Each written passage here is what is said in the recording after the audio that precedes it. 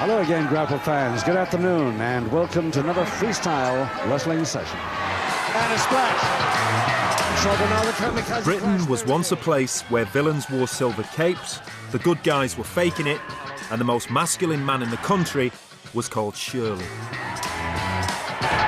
At 4 p.m. every Saturday, the UK was in thrall to the wrestling. When 4 o'clock came, for a lot of people, we were their heroes. Professional wrestling started out as a violent sport before cleaning up its act. Hitting its heyday in the 60s, wrestling regularly drew TV audiences of 16 million. It played out like a soap opera. The quintessential good guys, like Big Daddy, would engage in epic battles with the baddies. People loved Big Daddy. He was one of the big figures of the 1980s. He wasn't a brilliant wrestler because he was more fueled by best bitter and pies than he was by exercise and gym. The baddies were Mick McManus or the masked men, like Kendo Nagasaki, who would never reveal their true identities until they lost. The mythology was that one of them was a very prominent member of the royal family. So I used to think, who could it be? Is it Prince Philip? The fans loved it and bought into it a bit too much. If they didn't like someone, they would hit them in the back and think nothing. And we've even had cigarettes stubbed out on our backs. Once a chap come up and stuck a foot and mouth injection in the back of my bottom. But by the 80s, wrestling seemed out of step with popular culture. The bubble burst. The sport of wrestling is being counted out on television tomorrow after 33 years. This is the story of the rise and fall of professional wrestling. The champions, the characters, and of course, the rabid grannies. Greetings, Grapple fans.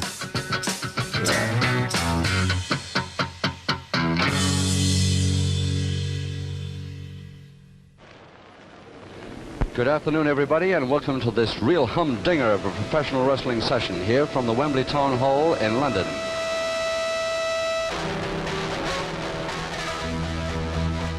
(1962), a smoky Wembley filled to the rafters. Jackie Pallo versus Mick McManus, this bout that everybody's been waiting to see. The stage is set for an epic battle between two rivals, a grudge match. They drew 22 million people to one bout that they had, which was almost half of Great Britain. The rivalry was talked about by the whole nation, and this was their first high-profile contest. For the following 7 days, it seemed like the whole country had seen the wrestling. You never met anyone who hadn't seen it. Everyone knew what was going on. Everyone was discussing it. And now Mick McManus.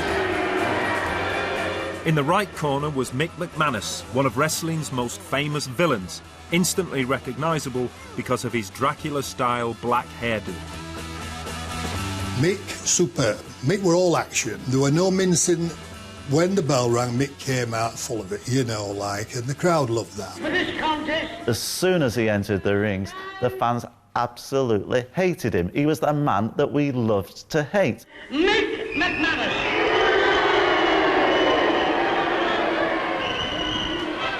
There's Jackie Pallo, refusal of McManus to take on this boy from Highbury. On his left, his arch nemesis, Jackie, Mr. TV Pallo, a charismatic figure who wore striped trunks and a gold lame jacket. Pallo, more flamboyant, the pigtail bombastic star from Highbury, he was considered sensational just because he wore a ribbon in his hair and wore striped trunks. TV Jackie Pallo from Highbury. He presented himself a little glamorous, he had a little bit of glitter on, and he used to waggle his head and come. When they come, go on, Pallo, you're rubbish. Yes, but you're paid to come and see me, all that stuff like. Mick McManus in the black trunks with the short widow's peak comb downwards. Now this is the needle match of all needle matches. Pallo has been trying to get this southern area welterweight champion McManus to agree to this bout for a long time, without success. Their dislike of one another was notorious. This was stoked by promoters eager to maximise their appeal. Pallo chops now on the forearm smashes. If he starts that forearm smash bed, an attempted leg dive on the bell, and McManus won't stop. And Stan Stone really trying to separate these two men. Oh, this is going to be a humdinger.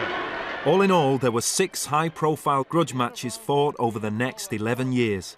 And they really didn't like each other. I mean, they loved each other in the ring because it meant that they were top of the bill and they were all earning, you know, both of them were earning kind of great money. And they brought each other up, if you like. But in the end, what had become a kind of showbiz thing really developed into a real thing. Both men just going to slug it out from now on. They won't have time to think what... This match between McManus and Pallo marked the start of professional wrestling's golden age. It was the seamless blend of sport and entertainment which captured the imagination of the public. As a sport, it called for strength and agility, but as an entertainment, it called for the skills of an actor. Wrestling's origins are appropriately in the music hall.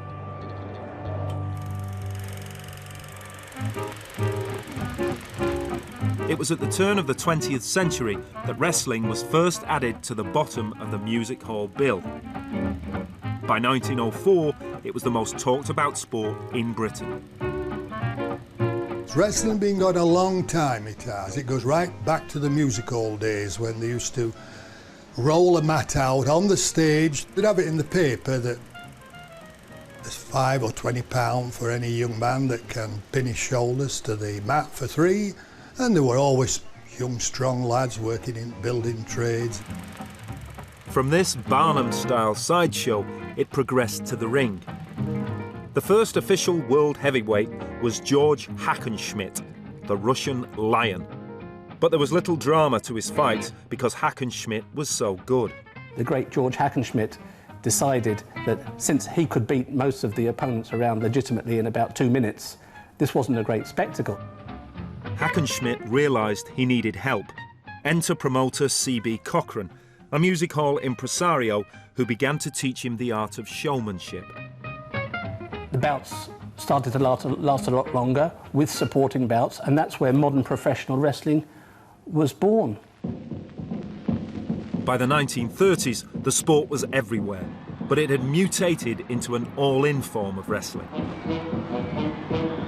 A free-for-all of biting, gouging and chair hurling. This no-holds-barred style of wrestling wasn't licensed or controlled by anybody.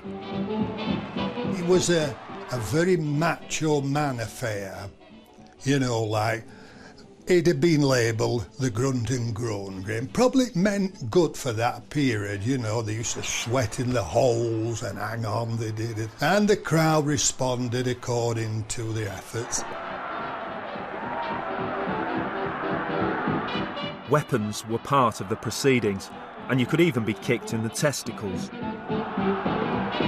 Most matches ended in brawls inside and outside the ring. There was eye gouging and ear biting. There was no national structure. The rules weren't clear. It was called all-in wrestling or catch-as-catch-can wrestling.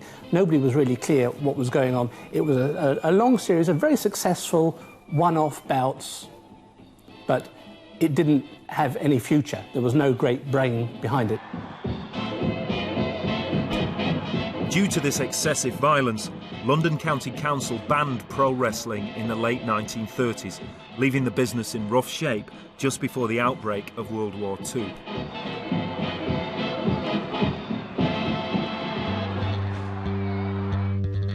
But in post-war Britain, Admiral Lord Mountevans would sail to the rescue. He was about to bring wrestling some much-needed credibility. He chaired a House of Lords committee to clean up the sport. It drew up a new set of rules for a good, clean fight, which still form the backbone of wrestling today.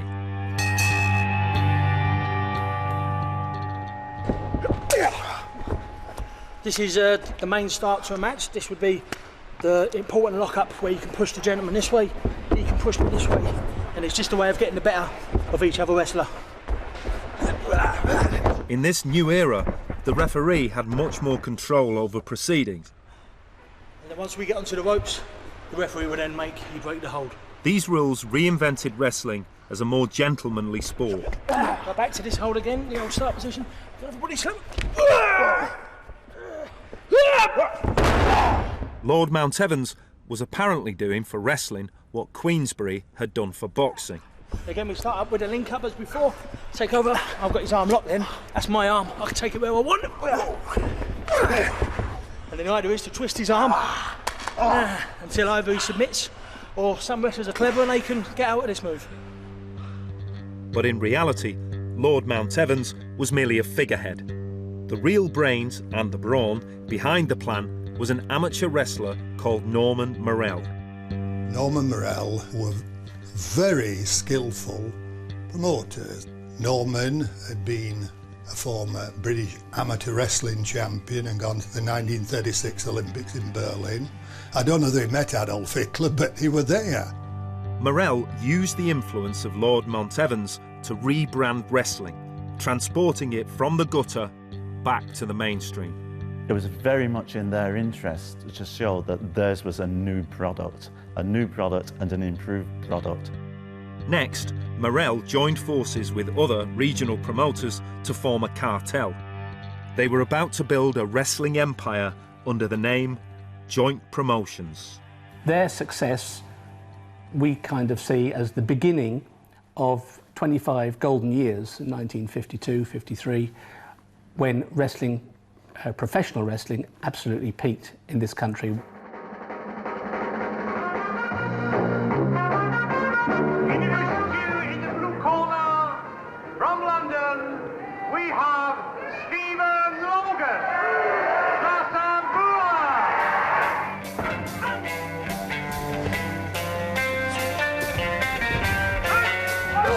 Wrestling now moved from a period when it was deemed too unruly and too violent to an era when it was socially acceptable and joint promotions were in total control.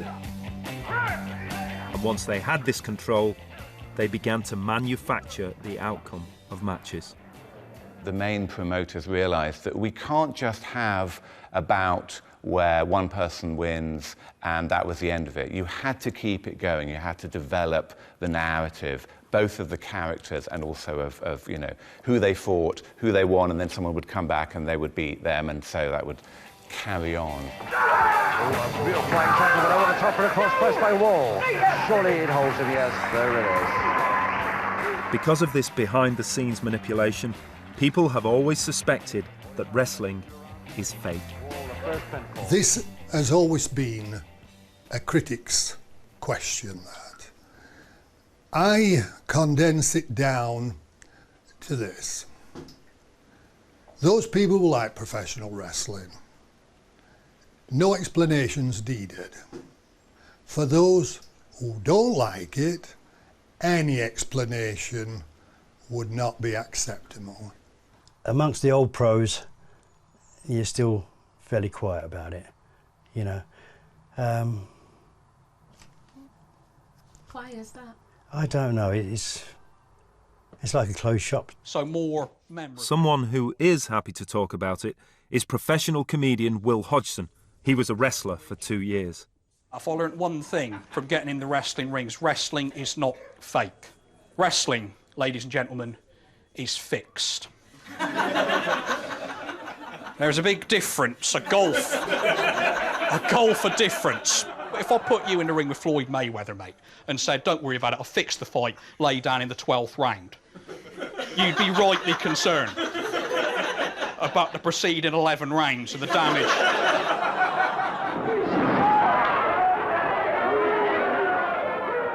Despite the fixed result, nothing was rehearsed.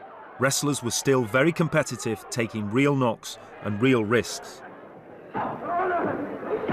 Wrestling in Britain was never, ever choreographed. In actual fact, if you wanted to get a smash in the face from a wrestler, just say to him, like, do you have to rehearse this? We heard that a few times, and I tell you what, there's one or two wrestling fans got to learn the hard way. They were absolutely ad-libbed in the ring, and that was sort of the key thing. And that's, in fact, what made them a great wrestler. If they could ad-lib well enough to convince you that it was real. No matter how spectacular a wrestler was, it was up to Joint Promotions who won. They were busy creating a soap opera with a simple morality. The first thing was to easily identify who you should cheer for and who you should boo. There were the good guys, or the blue eyes as they were known. Frank Reimer was an archetypal blue eye, blonde and good looking. I would be, I suppose, what you would call a blue eye. The villains would tend to knock me around a little bit. I would sort of keep to the rule books as much as I could. People should know within seconds of clapping eyes on you which one you are. A good-looking male will be a blue eye. A nice, pretty boy will be a blue eye. I was a goody-goody. I wasn't the best-looking guy around, nearly, but I wasn't quite the best-looking guy around. And then there were the villains, or the heels, who tended to look a lot harder and flaunt the rules.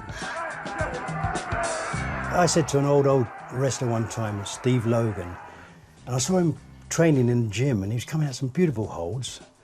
I said, Steve, why don't you use those holds in the ring? He said, look at me.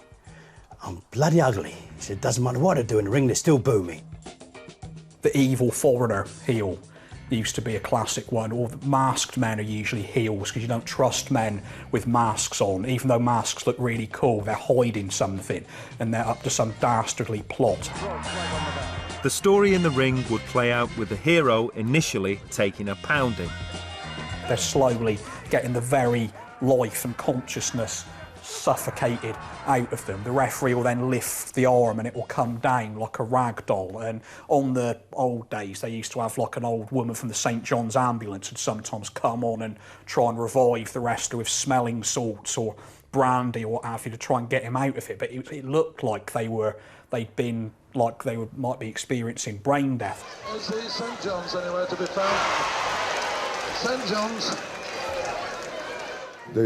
Those old ladies with their handbags completely believed he was a very nice man that was being beaten up by a very nasty man, and they were on the side of the nice man and they didn't want him to be hurt. It was incredible theatre.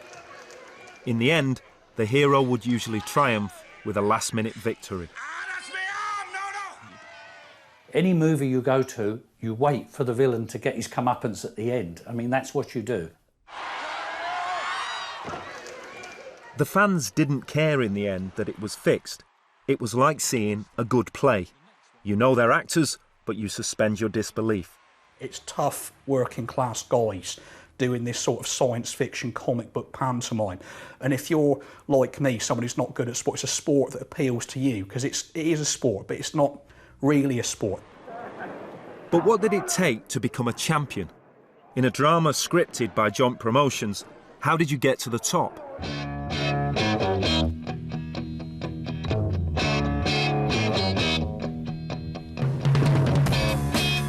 One wrestler who climbed the ladder under Joint Promotions was Mick McManus. Emerging from the RAF after the war, he entered the professional ring for the first time in 1948. It was this man who was to become the most influential villain or heel of all time. He looked hard, like sort of pub fighting hard, like he could take someone outside and put them over the bonnet of a car or something, that sort of hardness, not bodybuilding hardness, street toughness. I think the best heels had that street toughness, looked like the sort of guy your dad would play Skittles with. There's no doubt that Mick McManus knew how to work a crowd. He was so skilled at arousing the audience. They absolutely hated every gesture. The way he could spit, not quite accurately, the water into the bucket. The way he would just sneer and engage the ringside seaters in nasty backchat, really quite insulting. And the way he would win his bouts, usually by some lucky twist of fate towards the end, overcoming a heavier, younger, more attractive, more skillful opponent. He perfected the persona of an objectionable character without a redeeming feature. But this man was the absolute very essence of a professional wrestler.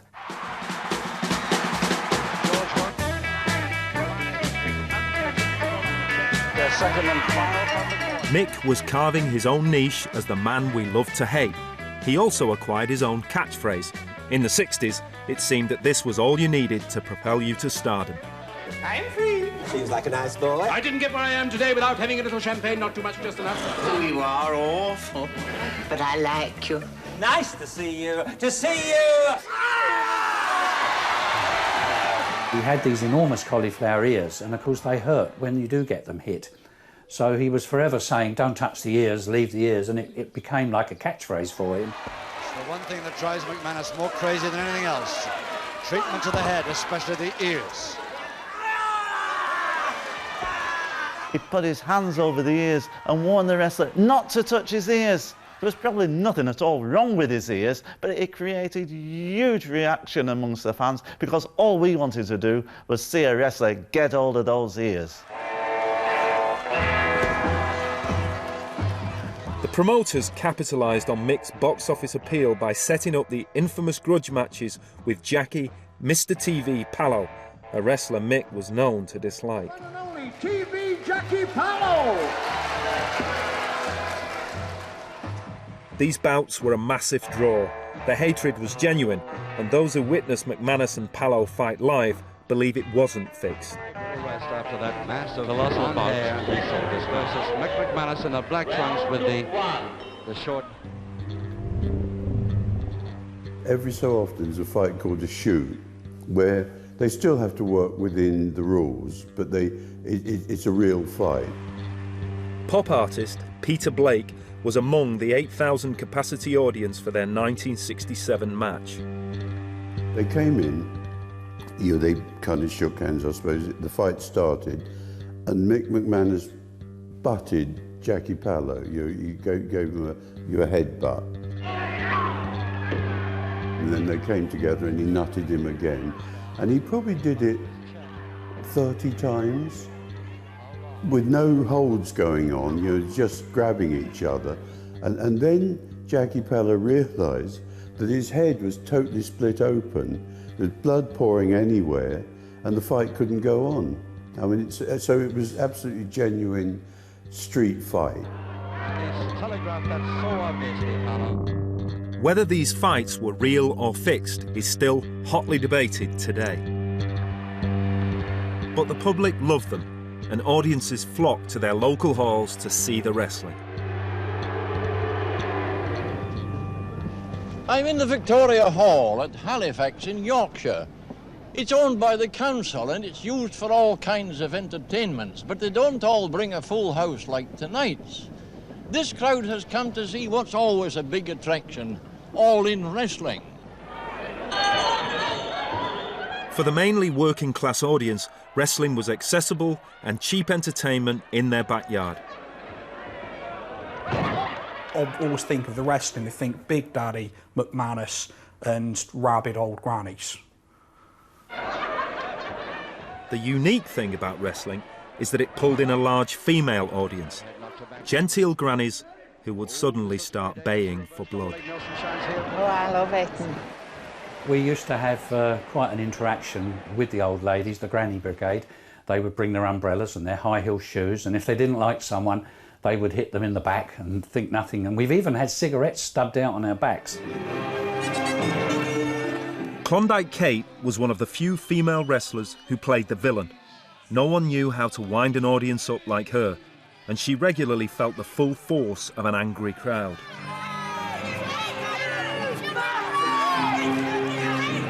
I used to get called all sorts of different names, really derogatory names, and I think if I was in the street and got said that to, I'd be really upset. But being part and parcel of what it was all about, the name calling didn't really matter. All I knew was I was doing my job right by winding these people up, and I did really wind them up. When you go out, the crowd were just the same, and they'd be grabbing for you and trying to hurt you.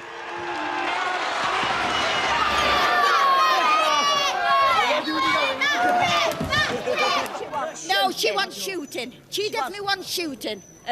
Because she's dirty, definitely dirty. She's not fit to be called a wrestler. Yeah. How she's the nerve to walk in the ring looking like that, I don't know, in front of all these people. No. She's got no shame at all. No, she hasn't, no. No. None at all. She's just a dirty, big, fat lump of lard. I've been in the ring and sort of stuck my backside out to the crowd And once a chap come up and stuck a foot and mouth injection in the back of my bottom where it hit my nerve and all down my sciatic nerve, and I ended up in hospital a couple of days.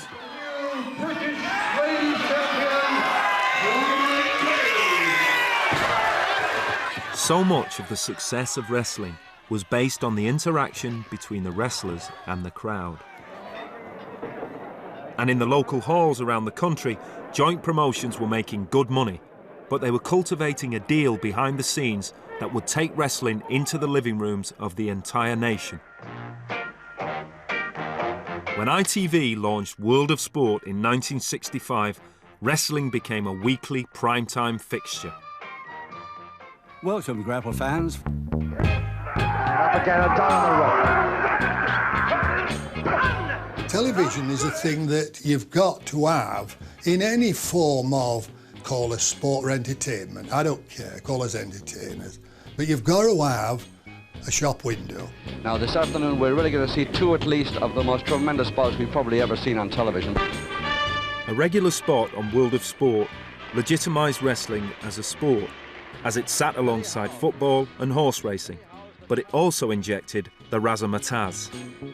The big characters emerged. That's not to say you had to have a mask or you had to weigh, 45 stone, but it helped if you had a persona, a shtick. Because the guys who would just run rings, around an opponent and be really very good technical wrestlers were actually quite boring on TV. Minute round contest. To maintain audience interest, personality and image came more and more to the fore. We all are actors on a stage. I didn't make that up. It was the old William Shakespeare thing, and it's true. Life can be very low-keyed and miserable without a little bit of panache. I'll use that word. And wrestling, of course, in this country, needed that. Ricky Starr, who in fact is a ballet dancer, is wearing ballet shoes. It wanted personalities. There were no doubt about that.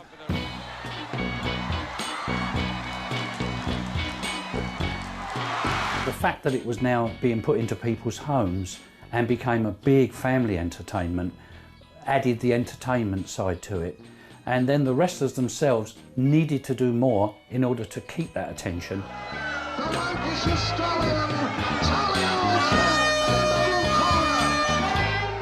Wrestlers who didn't have a strong image found their days were numbered.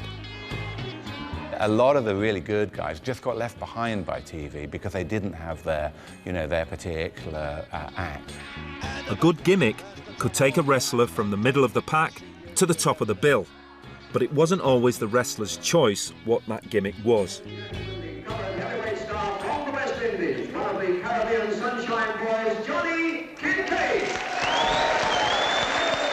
Never mind about the Barbados, they just couldn't spell Battersea.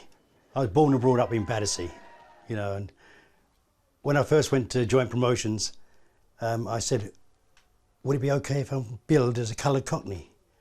And Jack Dow, the governor, looked me up and down and went, well, you are of Caribbean origin, and so let's keep it to the Caribbean, shall we? Barbados. I went, thank you. So I became a Barbadian, never leaving Battersea. Even then, he realised he didn't stand out entirely from the crowd. There was a lot of black wrestlers around. Honey Boy Zimba, Johnny Quango, Masambula, the most famous one. So I thought I had to stick out. I was just become a non-entity. He did something drastic. I bleached my hair blonde. The following week after I did my hair, I had a live TV match, and it didn't matter where I walked or drove. People were honking me in their cars and putting their thumbs up. Aye, aye. They're either saying, look at that idiot over there, or that's that guy who wrestler, with the blonde hair. Johnny Kincaid wasn't the only wrestler who had issues. Tony Francis called me Big Bertha. And I was horrified, and I said, no way, I am not. He said, you'll be do as you're told. You're called Big Biff. And I went to Bob. I said, Bob, I can't stand this. Please don't make me be called Big Biff. And what he did was he said, right, we'll change your name and we'll call you Klondike Kate. Your dad's a Mountie in the Canadian police. Actually, my dad was a steel worker, 5'2", and worked on a steelworks in Stoke-on-Trent.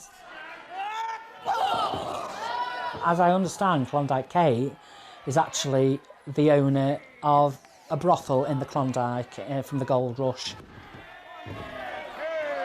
The personas developed for the television audience ranged from the sublime to the ridiculous.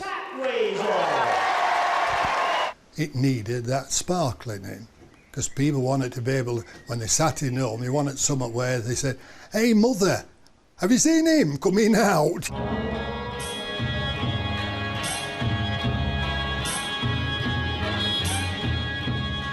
And they didn't come with much more sparkle than the exotic Adrian Street. Adrian Street.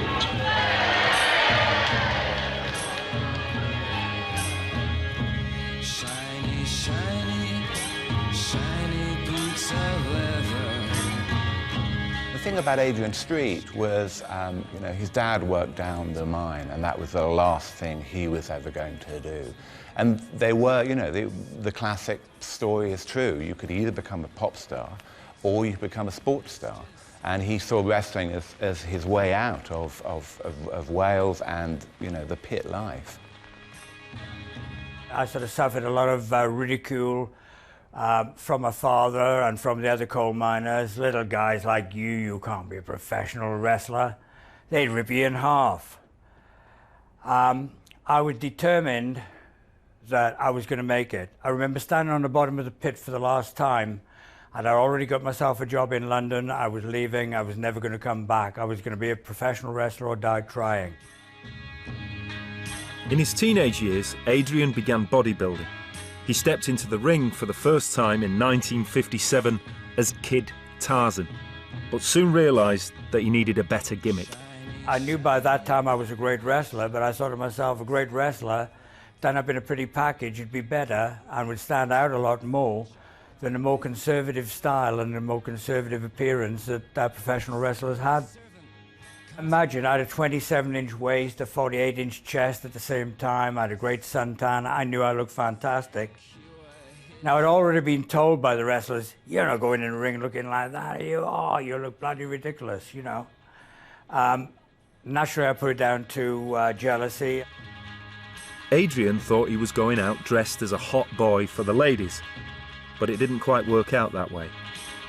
Instead of like the positive reaction I thought I'd get, it was like, ooh, Mary, give us a kiss. Ooh, doesn't she look cute? And to say I was mortified, I was horrified, would be an understatement. Adrian's cross-dressing, highly sexualised character was really pushing the boundaries of society, never mind sport.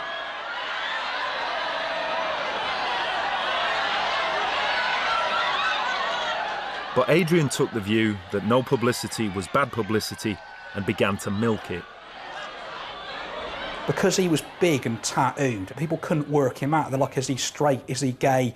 And he was never upfront about it. He'd never answer that, and I think that wound people up even more. But I like the way there's this combination of like toughness and glam with him. He looked like a sort of combination between Emma Bunton and a Welsh coal miner.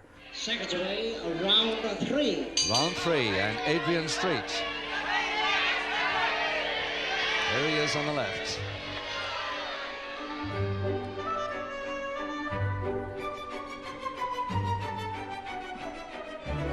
He ignited the fans' fears and prejudices, and perhaps homophobia, with the very minimum of pirouetting and prancing around the ring.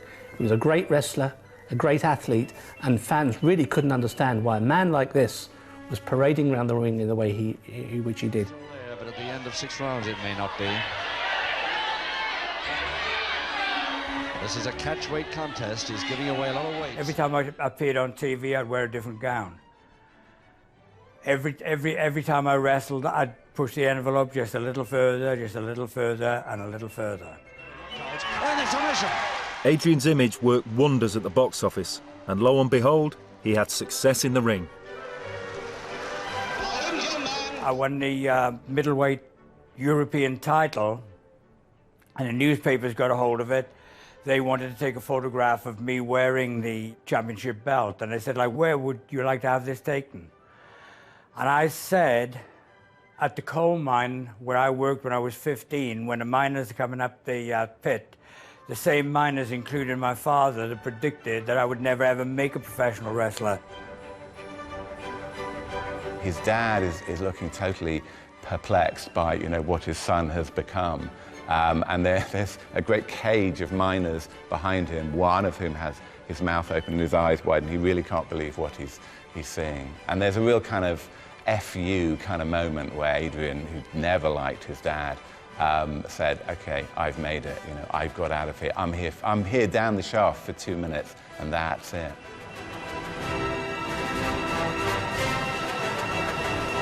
The winner, Adrian Street. It wasn't just sexual ambiguity that provoked wrestling crowds. Prejudice reared its head again when Johnny Kincaid teamed up with Dave Soulman Bond for tag team wrestling. This is an international tag team contest of 20 minutes duration.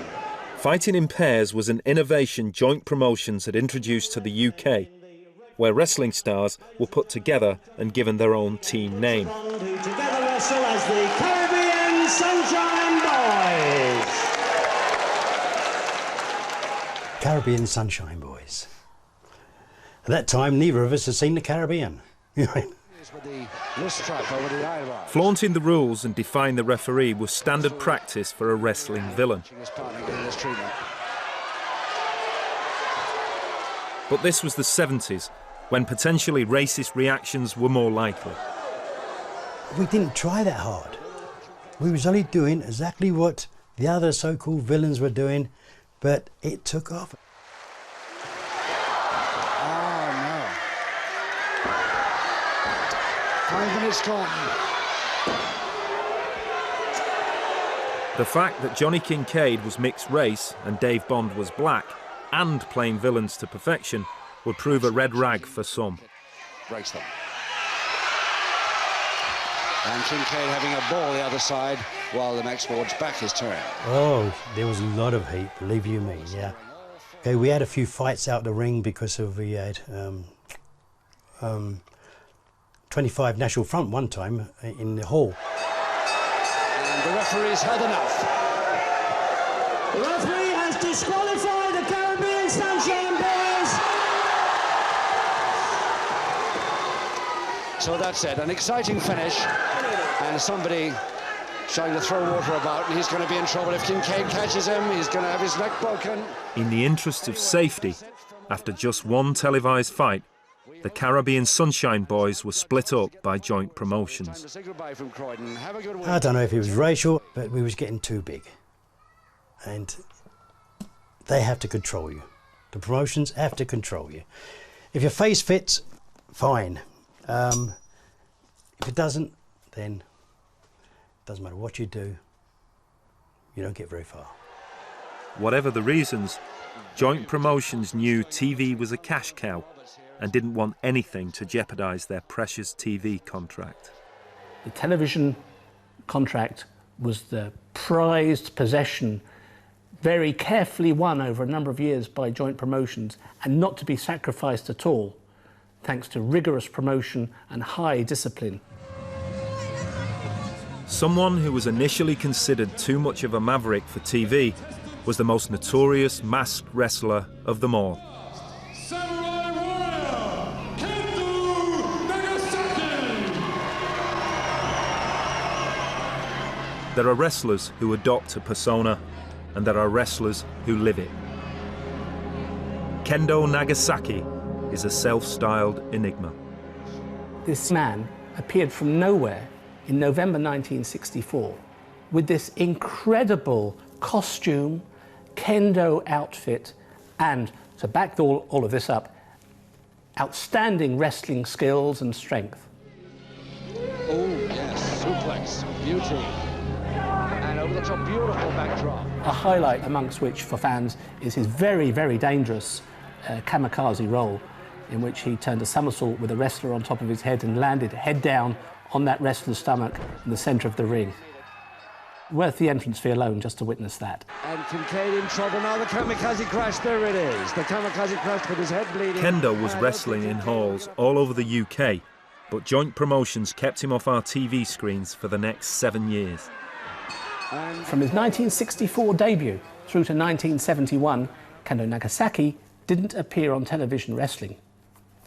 And the reasons for this, we can deduce, would be that his persona and his outrageous and very fierce ring antics were just a little bit too much for genteel tea-time television around the country. But by 1971, the promoters could no longer ignore the allure of Kendo Nagasaki, and he was finally allowed on World of Sport. This was when the obsession began. Who was that masked man? My ambition was to be Kendo Nagasaki. Right from the beginning, he was an intriguing figure. He always won. The myth was that he never spoke, and that he was Japanese, and he was a mystery man. The myth was that he had some sort of big Japanese samurai connection, and he would come in with this great sword and throw salt over his shoulders. His first manager, gorgeous George Gillette, who would do all the verbals, because masked men, you know, don't talk in case it gave away their identities. Greatest wrestler in the world today, the mighty, masked and mysterious King Kendo Nagasaki. Most masked wrestlers are in the game for a few years, defeated and then ritually unmasked. Count Bartelli, the Zebra Kid, the Outlaw.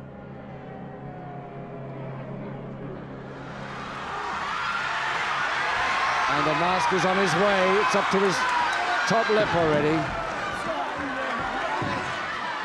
Everybody wanted to see what was underneath that mask. This was the old idea of it.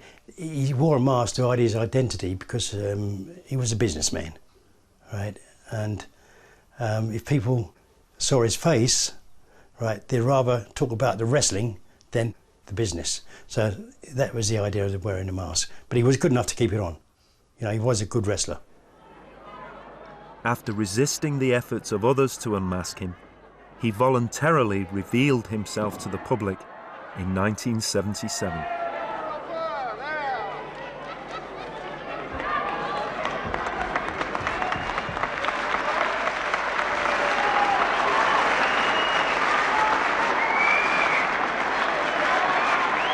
He was unmasked and his features were seen for the first time, and his features were quite sensational, with a largely shaven head and mysterious tattoo on his forehead. But once he had exposed his face, Nagasaki realised the mystique had been lost and put his mask back on 6 months later.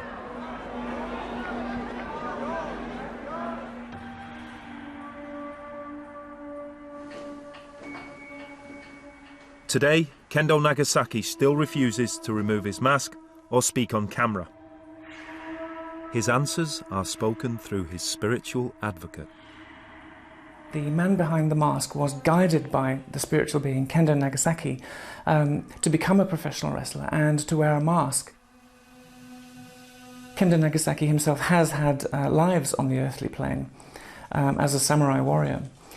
He was Shinwemon Nagasaki, who perished in the siege of Kamakura in 1333, and he lived in the great city of Nagasaki at the dawn of the Tokugawa shogunate in the early 1600s. And the man behind the mask himself has gone through past life regression, in which he's seen himself sharing lives and fighting alongside Kendo Nagasaki during these times. Kendo. I'll call him Kendo, although of course that's not his real name. And Peter will call him because that was his first name. Within the world of wrestling, the identity of Kendo Nagasaki is an open secret.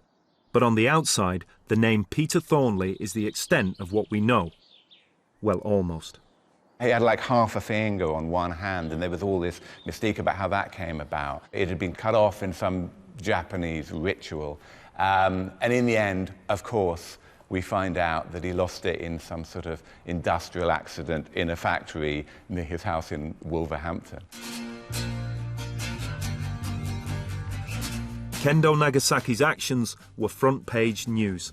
Professional wrestling had become so successful that it had penetrated every aspect of popular culture. Prince Philip and Her Majesty the Queen used to come to the Albert Hall every month and see the wrestling, regular as clockwork, great fans. The Beatles and Mick McManus were great buddies. The wrestlers were everywhere. Many were regulars on the Generation Game. It is Mick McManus. There we are then, Mick. You want to get a nose like that? Good enough, But behind the scenes, a shift was about to take place. By the mid-70s, the old guard of joint promotions were keen to retire, but they had a successor in mind. I don't give a damn what the doctor says, he must be there. For all its success, wrestling needed a shot in the arm. Fans were tiring of the familiar names. What we'll do then, Keith? Max Crabtree knew it was time to innovate or die. We had to just try and bring it in a little bit, with a bit of flair. It was the only way, you know, it needed a kick up the backside, you know. It was at this point that from the dole queue came Max's middle-aged brother, Shirley Crabtree. He had been a wrestler, but none of his previous gimmicks had broken through. He came to see me, he said, I don't know, he said, I seem to have run into a brick wall now, my old career's gone, old cock. I said, listen, I want you to be Big Daddy. I shall not be moved. Big Daddy would change the face of wrestling and become one of the most revered and reviled names on the British scene.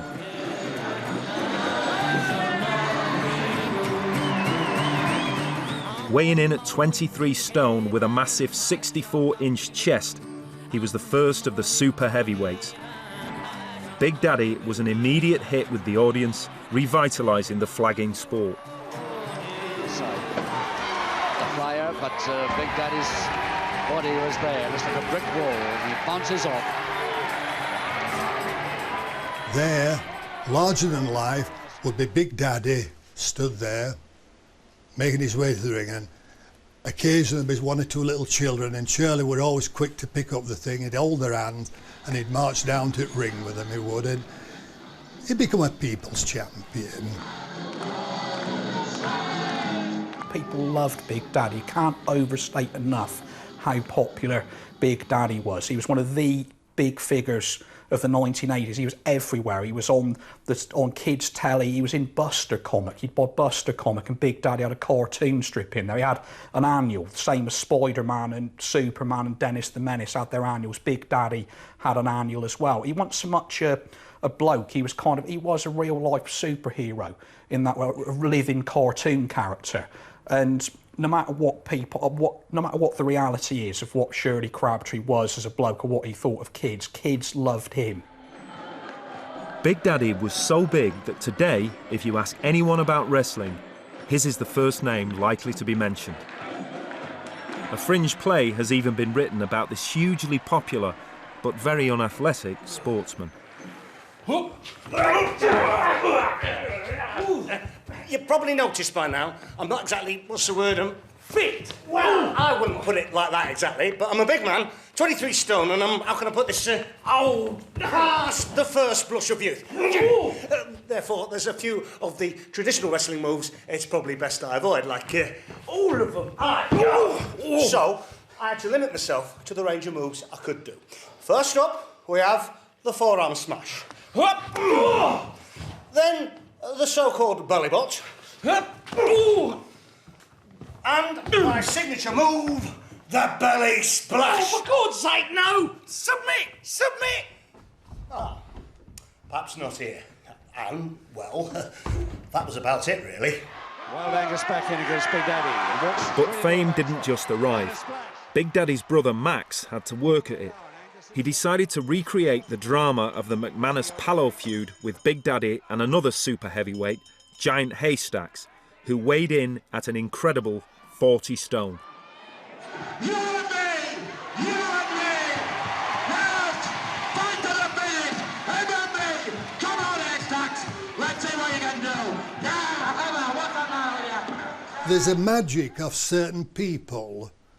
I mean, when I put Giant Haystacks on, because of his enormous size, he was very recognisable. The 6'11", 40 stone, the Giant Haystacks!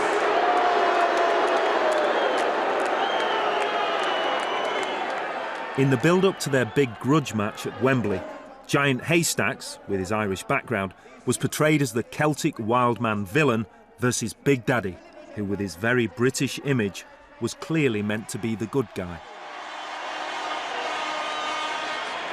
They become emblematic of traits of British character, and you know, Big Daddy sells himself as a modern John Bull, really. You know, he comes and he's got a Union Jack waistcoat, top hat, he wears a tin helmet during the Falklands. He's very deliberately making himself into the Blitz spirit John Bull. And Giant Haystacks, Martin Ruane, he was you know, Irish by birth, and he's very deliberately summoning up something Celtic and rural and sort of pagan and untamed. You know, he's a great sort of, he was wearing sort of bib overalls, you know, and he's a wild man. In the one corner we have John Bull, civilization, the town, the city, empire, versus in the other, wild, dark, untamed, pagan, rugged heath. We got any of them custard creams? Top drawer. It's light versus dark, Shirley. The most primal struggle of all, good versus evil. You'll be making £100 a night. But I can't stand it. No one can, that's the bloody point. You're about to go. Stratospheric. Got any bourbons? Kitchen table. The referee inside the ring, Fred Green of London, and Dave Rees from Shrewsbury, the referee outside the ring watching points. This bout will continue. Big Daddy versus Giant Haystacks at Wembley Arena in 1981 was the biggest wrestling event of the 80s, but the cracks were beginning to show. By mutual agreement, the final showdown match. I was one of those kids that were cheering for Big Daddy and liked the big Yorkshireman squishing people with his big belly. We loved all of that, but I can see how that wouldn't sit well if you'd spent years mastering ring craft. Michael Brooks only.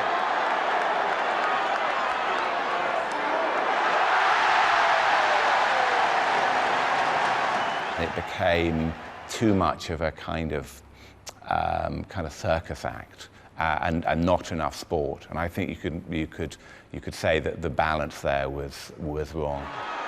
Won't see many wrestling holes in this one as Haystacks goes clean out over the top rope. And it's a question whether he beats the count or not. He won't make it. He won't make it. The bout lasted for just 2 minutes 50 seconds. The pre-match build-up was longer. It was a far cry from the 25 minutes McManus and Pallo fought. The huge face-off at Wembley Arena in 1981. It's really quite lame. You know, the audience aren't getting their money's worth. In fact, we got a lot of it over the commentary table at ringside. Big Daddy has always been a point of controversy amongst the boys, but I don't wish to be detrimental about anybody, because wherever that man appeared, he put bums on seats, if excuse my language. He filled any hall that he was in, and that's what the business is about.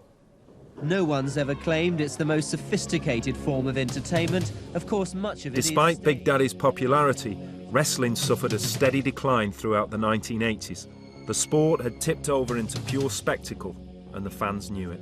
£30 a night, and there are clearly easier ways to make it. It almost killed itself by refining itself to the point where the sporting element drifted away, and that was fine until you realised actually it had only become showbiz, and people had sort of cottoned on that actually what they were watching was the same thing over and over.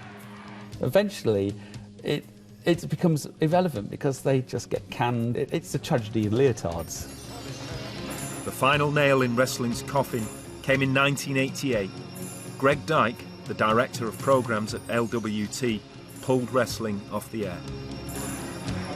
Finally, the sport of wrestling is being counted out on television tomorrow after 33 years of regular televised bouts. Television throws out the grunt and groaners. As wrestling's audience has been halved over the years, it has to go.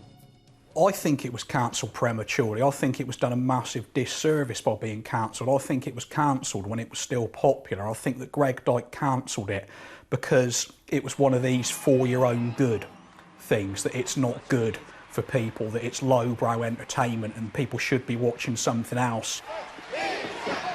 I'm going to end up playing the class card here, but I think people, the main audience of wrestling was working class, and I think it was victim of a kind of sneery attitude by some of the media towards the people that were watching it. The idea was that it was being watched by people that were ignorant in some way because of their class, because of their background. One of the main problems is that the audience it attracts is not the sort of yuppie market so cherished by advertisers and television companies. The country had changed. Thatcher created this far more aspirational society, and wrestling, if it was anything, was not an aspirational sport. And it looked faded, and it was still basically lost in the 60s. And so, you know, it wasn't going to pull in the big ITV advertisers that we needed. But TV didn't kill off wrestling completely. It's still staged in live venues today. Tonight, celebrating 50 years of wrestling here at Fairfield Hall. But without the shop window of television, it struggles to fill places like Croydon's Fairfield Hall.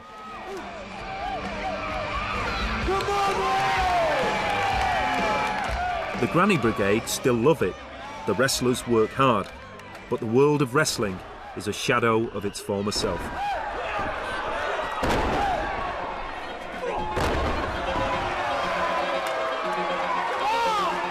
The old names of Reimer, Kincaid and Street have a reunion every year and are still a hit with fans. But it seems that wrestling is now a niche sport. It no longer has its once universal appeal.